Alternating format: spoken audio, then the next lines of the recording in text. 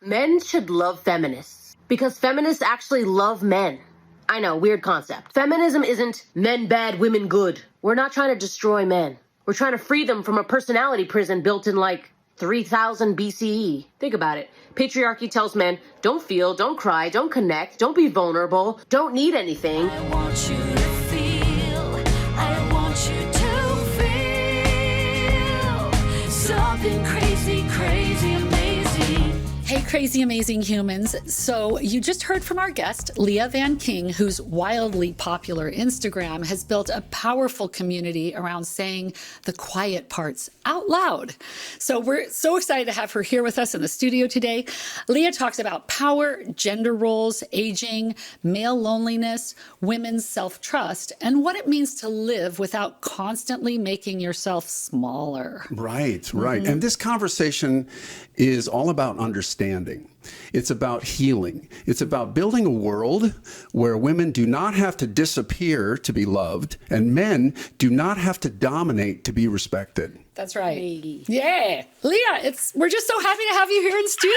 Yeah, come on. To the Thank Crazy you. Amazing Humans podcast. Yay. Thank you. Appreciate it. Yeah. Yay. Okay, so let's see. Before we get into the big ideas, we want people to understand you as a person. Okay, so you're very direct online, and there's a lot of heart behind what you say and reasons why you say what you say. So you started your journey as a self-described feminist, nerd, and cultural critic. Yes. Yes? Okay. So you were curious why humans could be racist or sexist or locked into systems that hurt other people. So that's fair to say as well. So tell us a little bit about your journey and who you are. Why you do what you do. So my mom is a feminist. She doesn't know it. I love it. But she has always advocated for women and girls. But growing up, I actually saw my mom kind of live the opposite of what she would say, teach. So she married a rock star. Which rock star? He's in the Commodores. Oh my Remember the goodness. Commodores? Amazing. What's his name? William King. Very cool.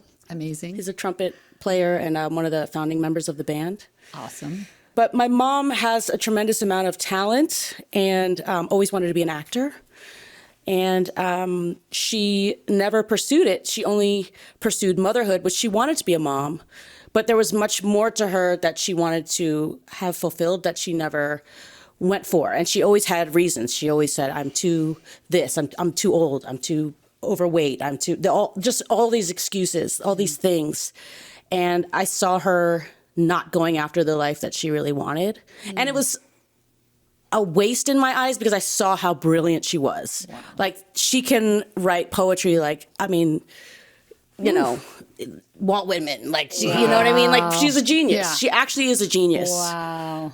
And so That's incredible. So you saw that and you thought, okay, I'm going to do something different. Is that correct? yeah, it made me really mad. Also because she wrote a lot of the lyrics for the band and didn't get credit. Oh, Oh my goodness. oh, Wow. that was rectified years later, When did though, you figure right? that out? Like, how old were you when you were like, wait a minute, what's going on with mom and this? I was about 5 when I started to see that she was kind of living a quiet, that she was kind of like muting herself. She's just, and she talks about this too. She basically didn't believe in herself. And so she stayed with him because she needed to survive. And she had 4 kids. Wow. So she didn't know how to, you know, make money basically and raise her kids. Wow. Okay, so when did you decide to like start talking about it publicly? These issues like you are on Instagram. So after Charlie Kirk got murdered, I saw the videos about all the stuff that he was saying. And I thought, if this man has a platform and people are listening to him, like, why can't I just say what I think? Like, what if I just said what I think? Also, I have a daughter now. She's 3. And I just want this world to be better for her. I'm like, this, it That can't is a be. noble cause. And there. just seeing so many problems in the world, all the injustices, I just feel like we need women to speak. And as we get older, keep speaking because we get wiser. And, you know, I just see how patriarchy hurts men and women and just everybody. Yes. So, Yeah, and we're going to get into the weeds with that Yeah, a little we bit. are. Thank you for bringing that up. So you've built a large following by talking about things Well, they can feel uncomfortable. That's the fun part. I love it. I love it. So you were saying that around 5, you started to kind of realize, hey, what I'm seeing around me isn't quite right, and I need to say something. Even at 5, would you say Yeah, that's true? I remember walking out on the front lawn, looking up at the sky and thinking, God forgot about me. Like just thinking like what I was seeing was not reflecting what I felt was like accurate. So when did you find your voice, do you think? When did it start to kind of emerge? Because I know you're a songwriter as You well. could have started when you were young. Could have. So I've been singing my whole life, but I really found my voice around like 27 or so after. So I was addicted. This is like a side note, but I was addicted to Adderall for a long time. I was put on it as a child and like struggled for 20 years with it. And eventually I burned out on it. I stayed awake for 3 nights. I like saw the devil, like like literally I started hallucinating. It was a whole thing. And then it was so horrifying and horrible that after that I got sober and I decided, okay, well, who am I off of Adderall? Like, who am I actually? Like, what if I don't think I actually have a problem and I just see who I am in the world as I am? Instead of medicating. Because Adderall was like your That is identity, beautiful. right? And honestly, so many people can relate to this. So many people are on Adderall, and your parents put you on it. That's really At 9. That's really deep. So that's when you found your voice. Okay, I love that. So one of your central ideas is that women are taught to shrink. And I just thought, can you define that when you say women shrink? What does that actually look like in real life? Well, one is physical. Skinny culture of being skinny is virtuous and correct and all of that, which is also rooted in racism. But that's a physical shrinking. Also, just letting men dominate, because if they don't, then they will feel insecure. Like living in a patriarchal culture, you have to stay small so that the man can be big. Women will literally get beat like for having too much of a presence. Like there are entire cultures that want to hit women, put them in their place, so a woman existing loudly is a threat to her survival. So shrinking is a way for women to adhere to men so the man can be the provider and she can be an accessory essentially in his life. So women would be criticized, ridiculed, laughed at if they had presence in the world beyond man's assistant and mother, like wife and mother. So in order to survive, women have minimized themselves to fit into the system that demands that of them. So what happens when the system changes a little, but the survival habits stay inside us? I think that's when we get therapy and we start to get help. When we start to heal and get out, we start to notice. I think that's what's happening right now. Women are starting to go, okay, yeah, I don't want this for my daughter. I don't want this for myself, and we start to kind of wiggle out of it and, strengthen our voices. And I think a lot of that is happening right now. I like that because I think you had said that so many women who were like my age and older, on one of your posts, you talked about, we have the tendency to shrink, we still have that you feel that millennial women and Gen Z women are not going to be doing that the same way that. No, because women's value has been fertility, sexuality in the patriarchal system. So women who, once they age out of that, are essentially like useless. Plus, they don't want women having opinions. So, and menopause is a gift for women. It makes them give less of an F. Like it's like because you're no longer trying to please. You're just like, here I am. I'm not gonna have a baby anymore. So here's what I actually think. Right. Which is a threat. Power in that. There's a power in that, which is a threat to that. Hey, I just want to chime in here and say I noticed this too growing up. I grew up in a single parent household. My mom was the breadwinner. And I found out years and years later that until the 70s, women could not get a bank account in their own name. Right. So right there's the financially thing. So they were forced to stay in marriages, relationships where they were not financially. One thing you say in one of your posts is that women make money. Oh, yeah. Make money. Make money. Yeah. So that way you're not beholden to a situation that's toxic for you. And then you can be with a man who you choose to be with because you like him. You like his personality. You like, you're a good team, not because you're surviving based off of him, you know? I just wanted to say quickly that I think shrinking also is not going after the career you want or going after things you want outside of those specific roles. Like I'm thinking about my mom, you know, not pursuing acting because she didn't want to outshine my dad. No, that's very real. I mean, and we're going to talk more about that in a little bit. But I wanted to also talk about a course you created called Stop Shrinking, which is about rebuilding self-trust, finding your voice without turning into something that you don't recognize, right? And I want to just say that phrase that I really like, because I think some people fear that if they become more powerful, they'll become harsh or unkind, okay? Totally, yeah. And so how do you help women understand the difference between becoming louder and becoming more of their authentic self? You start with listening to yourself and doing it in small ways, and then it grows from there. So you don't have to be afraid of like saying something that's like too brash, because you're probably not going to go for that comment anyway. And when you first start out, you just start noticing what you actually think and feel. And then in safe environments, you start like asserting that part of yourself.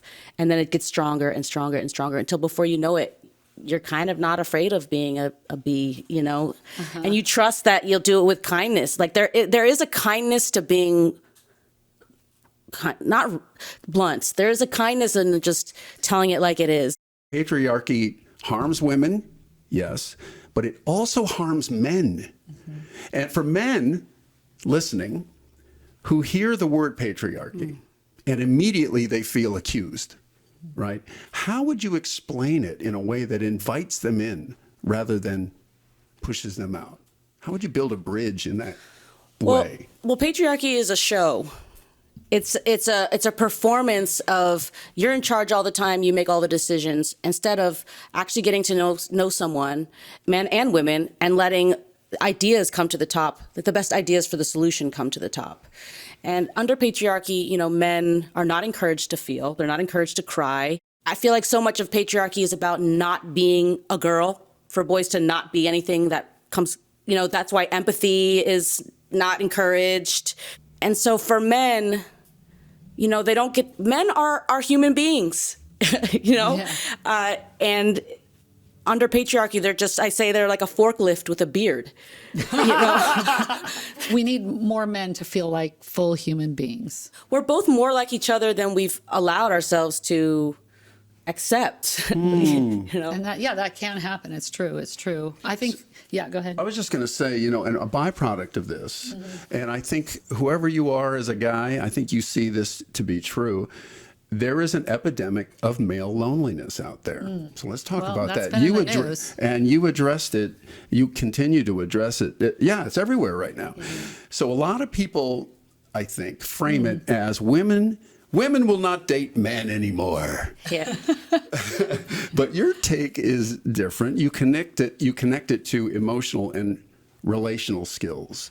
What do you think people are getting wrong about male loneliness? Okay, so back in the day, men would just get wives because that was just the culture. They just got them. Like women had to get married. Now women are working, they have their own money. So for a woman to want to be with a man, they actually have to like him. They don't just need him for his money anymore. So do we have a connection? Are you going to be a good father? Do you not beat me? You know, and a lot of guys under patriarchy are not taught how to emotionally connect. So they harden themselves and don't know how to really connect with women. Right. Or even many of them isolates they don't them, even have friends. A lot of there's. I was going to say something you talked about too. Men don't know how to relate to other men in a way that's vulnerable, and you know, so people feel lonely. They just feel like no one really understands the real me because I'm going to keep that hidden. It's too feminine, is maybe something you might say. Is that true? It's just too feminine to feel. It's like, Yeah, and you have these Andrew Tate types and all these macho influencers who are telling men it's all women's fault and and it's like, no, dude, you need to open up. You know, I can totally relate to this. My dad was a macho man. He's a pro. If you watch the show, you know my dad was a pro football player for 13 years. Very closed off. Very much what you're describing. On the Cleveland Browns. On the Cleveland Clowns, the very sad team. Anyway, so but we love the Browns. Yeah, we do. Anyway, but so I remember him saying something completely derogatory about me when I said I wanted to be an actor and an artist. He said, "Oh, that's from the devil." Wow. That's so encouraging. And then I thought, you know, you're right. I love the devil. No, I didn't do that. But no, so I had to kind of figure this out. I wish your Instagram was around when I was younger, because I had to kind of figure out lots of therapy. What can I make that doesn't exist now? I got to create a whole person when it's been discouraged up until I started going to therapy. Hey, beautiful people. This is the part of our episode where we quickly remind you, if you're enjoying our podcast on YouTube, please take a moment right now and like this video and ring the bell. And if you're listening on your favorite podcast platform, be crazy amazing and write us a review. Very much appreciated. Now back to our conversation. What are some, in your opinion, what are some relational skills boys and men often are not taught? I think we've all got it wrong in a way. I think we've all got it wrong. And I think we're all kind of got to open up and see what it really is. Because we're all raised in the same system. Absolutely. It's being human. We're all learning as we go. Yeah. What kind of response do you get, response from women in other countries? Yeah, it's really cool. I got to speak with Afghan women who are learning underground. Wow. Isn't that cool? It was really good. It was really... Wow. So you mean they're just learning to learn, they're getting educated, but they have to be underground to be educated. Well, they can't get an education past 6th grade, I think. Mm-hmm. So they are literally going out into fields with a lantern and a computer, trying to get a signal to learn secretly. Wow. Privately on the side, And so there's organizations that have them get together online, and then, I got to speak to them, a class or whatever. That's amazing. About how old were they? Do you know? Early teens to mid 20s. Wow. Isn't that cool? That's very cool. So the Afghan women that I got to speak with, they were on a Zoom conversation, and they were actually blacked out, which I get it. They didn't want to show their faces, but I was blown away by how sweet they were. Aw. They were just so dear and sweet, and they were just asking me questions about how to stay connected to your true self in a world that is always trying to push you down. Right. So I talked to them about doing small things you can do to stay in touch with yourself. They are not allowed to wear red because it's too exciting of a color. So wear red underwear. That's really cute. That's what I do. Okay. That's cool. I like that a lot. I love that. Knowledge is power. And in community, you were just saying community, being in community and listening to each other's ideas is power. It was just powerful, I'm sure, for them just to see you and be able to talk to someone who I assume they found you somehow. How did they find you? Through social media. Through Instagram. And somebody reached out to you and said, hey, will you talk to this class of, was it a teacher or was it one of the girls? Yeah, like an organizer. That's amazing. Let's say, start a platform like yours, How has it been for you? What has it been like? What's been hard? What's been rewarding? Well, the most fun part is saying whatever is really me, even if it's scary and pisses people off.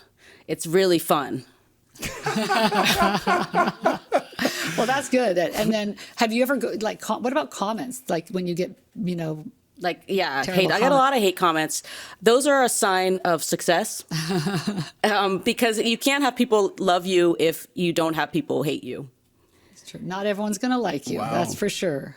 So your Instagram account is going off, and my mind is a little bit blown. When did you start it? September. Yeah. Okay. So you've just gone through this. It's been fast. Yeah.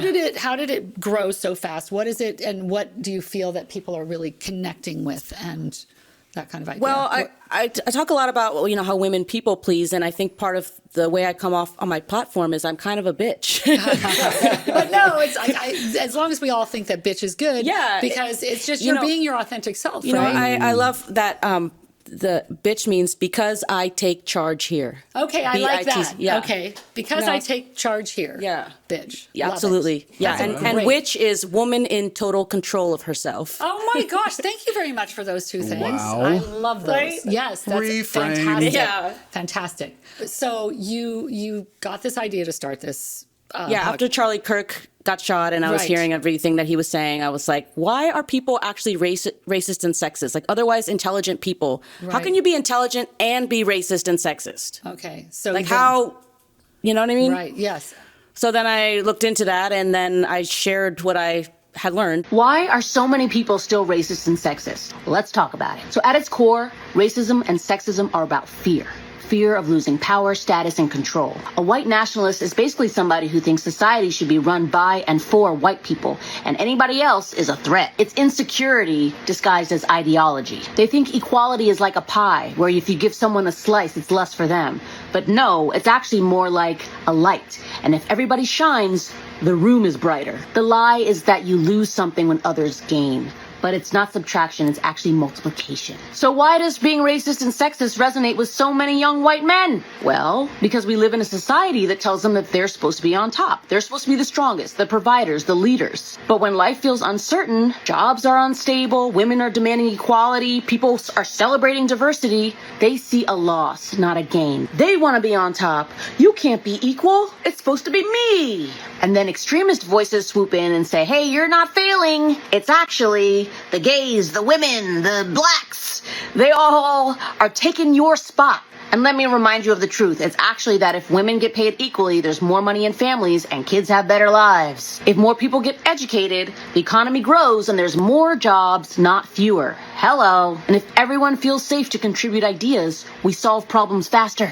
More creativity, more wealth, more strength for everyone. So ask yourself, who benefits from keeping people afraid? Well, authoritarians and politicians do. If you're scared of the other, you'll vote for whoever is promising to protect you, even if it means giving up freedom. Corporations and media outlets benefit because fear sells. Outrage clicks, fear-based headlines, doom scrolling. It all keeps eyeballs glued, which means more money. Extremist leaders benefit because fear creates tribe loyalty. If you convince people they're under attack, they'll cling to your group and call you their savior. And the already powerful benefit because if we're too busy fighting each other, then you're too distracted to realize the systems that are actually exploiting you. So now I humbly ask you, what kind of world could we create if we stop believing the lie that one group has to be on top of the other? Remember, fear is a business model. The more afraid we are, the more powerful and profitable it is for the people who are on top. Equality threatens that, which is why they would rather keep us divided than set us free. You know, one of the things we appreciate too about what you post is that you do research. It's not willy-nilly. Yeah. You do actually do research. And so when you are stating your position, it's an educated position. Right. And that's fun too for you, right? To do the research. Yeah, so I always felt stupid my whole childhood because I had ADHD and I didn't fit in the classroom. And that's why they put me on Adderall. And so it's really fun for me to feel smart. I want to research. I love researching stuff and learning. And then I get to share what I learned. And after, 30 years of feeling stupid, I'm kind of enjoying feeling smart. I'm kind of enjoying learning and sharing. beautiful. It's healing for me. Yeah, you're teaching. Yeah. You're teaching, you're informing, you're educating. Yeah, it's like I realized that this was a good thing for me to do. And they say turn your trauma into your healing. Alchemize it. And so for me, I always felt dumb. So now I'm like, screw that. I'm going to be smart. I'm going to learn stuff and I'm going to share it. And I'm That's cool for me. Lift yourself that's up and others at yeah. the same time. That's great. Wow. You know, some people hear conversations like this one about patriarchy and assume the message is men bad. Yeah. But your work seems more like the system is bad. Yeah, no, I for love everyone. men. I love it. You're married to a man. I am. Yeah. So could you just explain that part of it that, you know, like we saw this post about, as again, we started the whole show with it, that feminism is actually, the misconception is feminists hate men. Yeah. But no, that's not true, right? Not at all. Not at all. We want the real men. We want the realness of a man, what you really think and feel and who you really are as a human being, not the show, not the performance of masculinity. So I think feminism is authentic love of men. Mm-hmm. Well, what do you want men to hear? Those like myself, I'm a man, last time I checked. What do you want men to hear? What do you want me to hear in this conversation? Don't be scared of real women. We don't want to conquer you. You know, we're equals. You know, we love you. Let's go. Does this mean we have to pay you the same?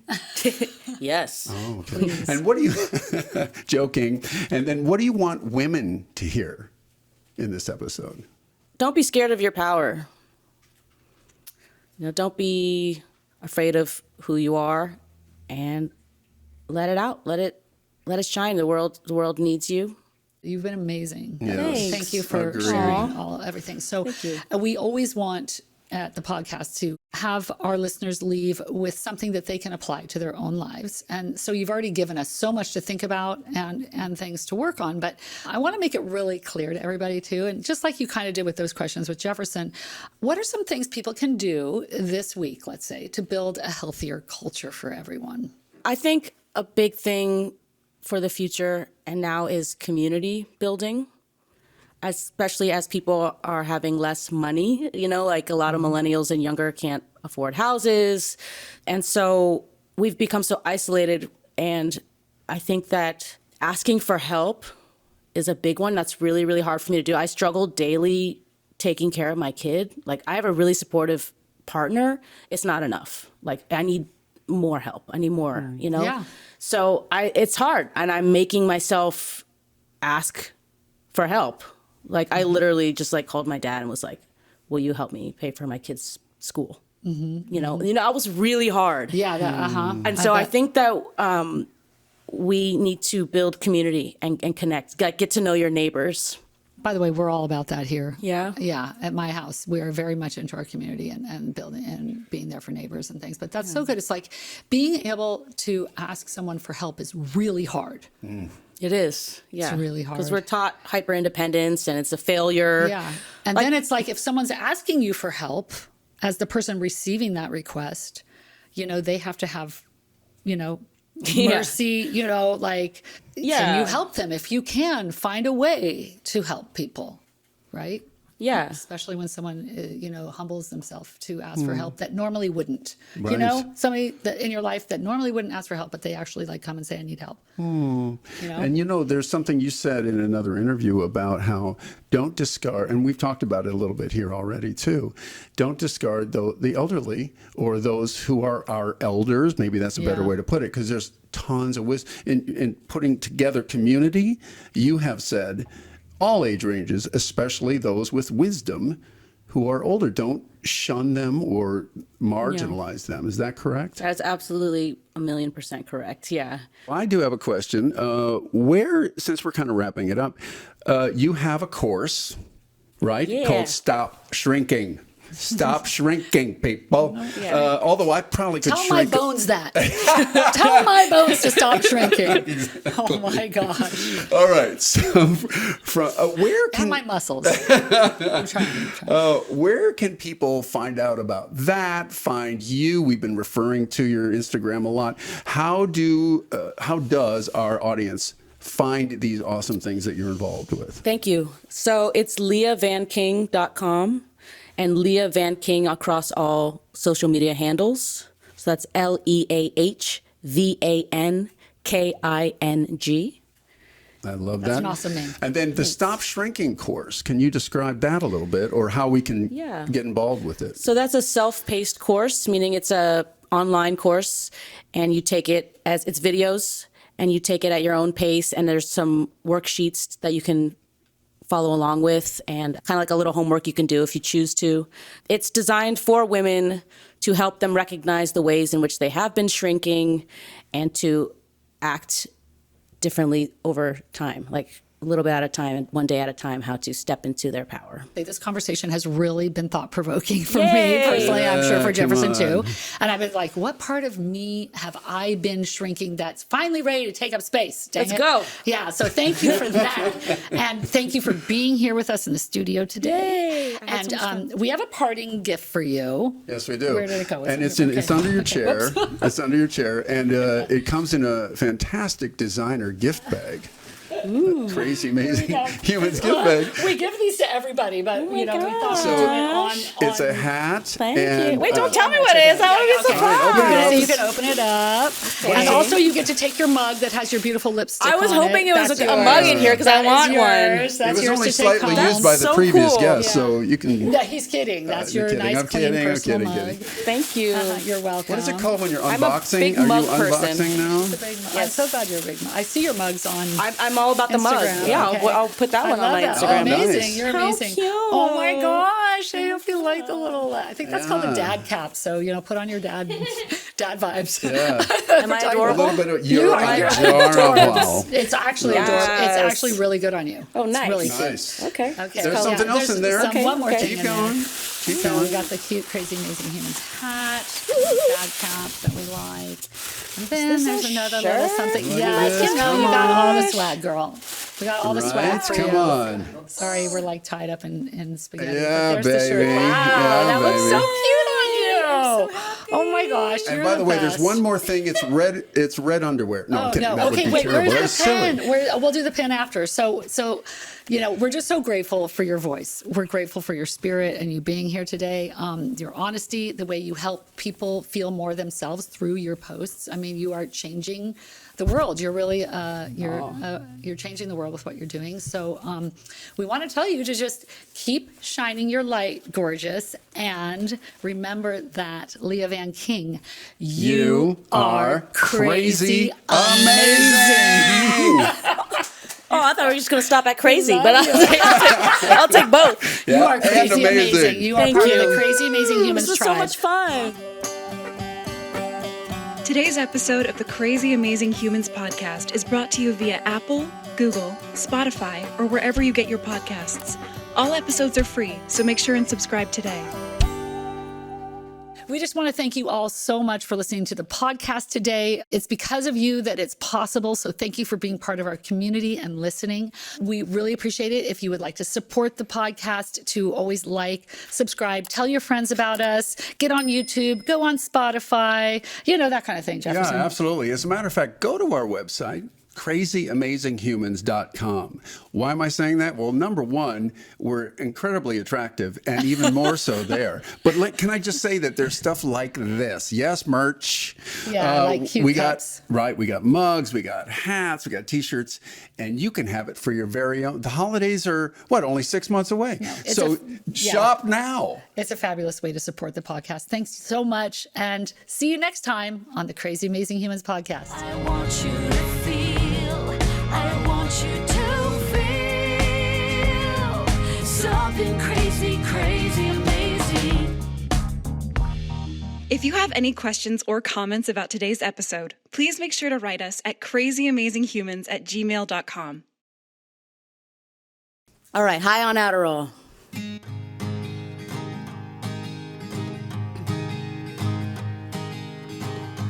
I'm not sober enough to.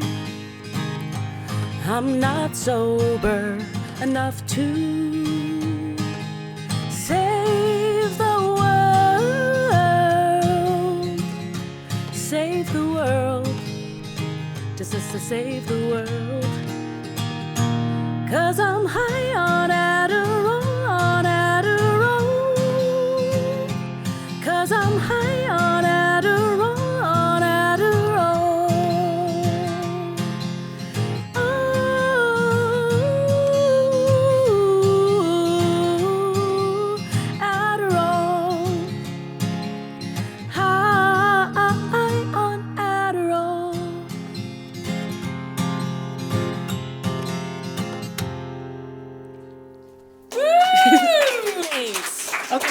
song come out of? My butt. No.